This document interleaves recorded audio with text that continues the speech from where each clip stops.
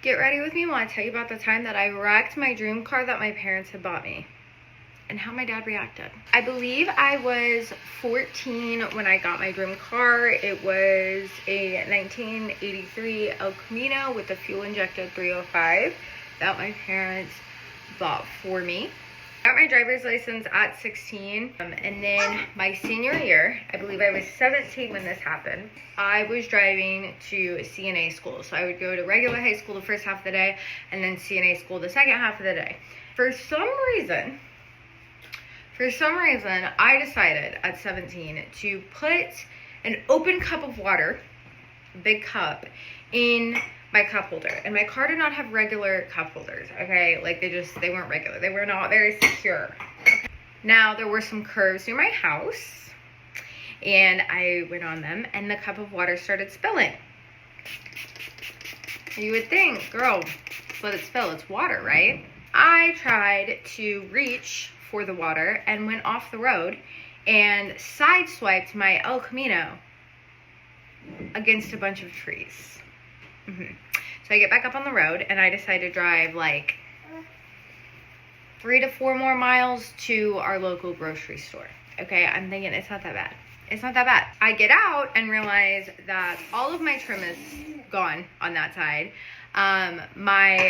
The bed of my El Camino is like smashed, okay?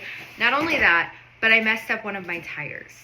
And so I'm like, shoot, I can't drive to CNA school. Like I can't drive. Probably shouldn't have driven this far. And it wasn't just like a scratch. Like I just wrecked my car, okay? And so I'm like, okay, let me call my dad. Like I messed up. Let me call my dad, right? So I call him. And I don't know if I was already crying. I was definitely very upset. And I say, hey, Dad, I wrecked my car. And he's like, okay. Like, he was so calm. And he was like, okay, where are you? You know, I told him that I was at the local grocery store. And he asked if anyone else was involved. And I said, no. I said, it was just me. And I started explaining what happened. And he was like, I'm coming. He left work. And he said, I'm coming. Now I'm sitting there waiting. This is not the right one. I'm sitting there waiting, thinking he's about to get here and bite my head off. Rightfully so.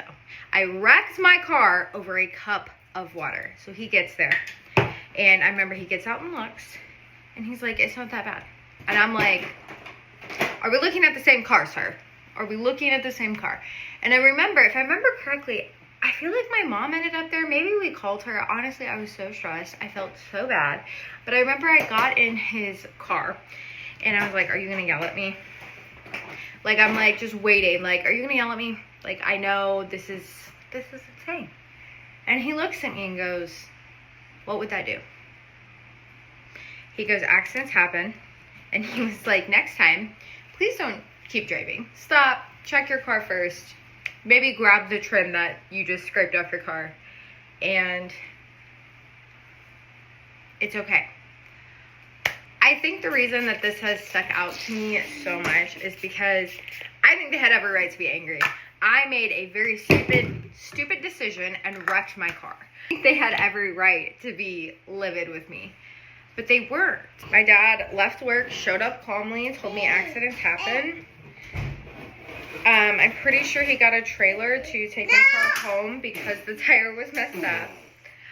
He even called my school with me because we were taking a test to let them know that I'd been in a car accident. Well, I had done a whoopsie and asked if I could take the test tomorrow. And yeah, that was very much a defining moment and something that I have taken with me the rest of my life as well into parenting. I have a lot of stories like this of my parents and things, positive things that I want to take with me through my life, especially into my parenting. So let me know if y'all want to see those. But shout out to Bob. That was huge. Also in the time after I wrecked my car, he let me drive a pickup truck that he was flipping. He like flipped stuff on the side. And it didn't have great AC. And one day I came out and he had asked me to go to the store with him, and I came out and said, what are we taking? And he said, how about that one?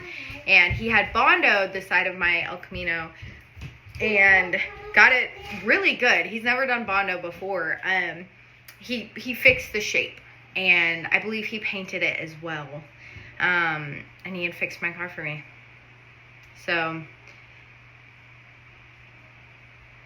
your kids are going to make mistakes, and I think sometimes showing up and being calm and just telling them mistakes happen is just as important as being stern and teaching them a lesson. There's a time to teach lessons, absolutely, but I think my parents knew that I knew that I had made a mistake. So, yeah.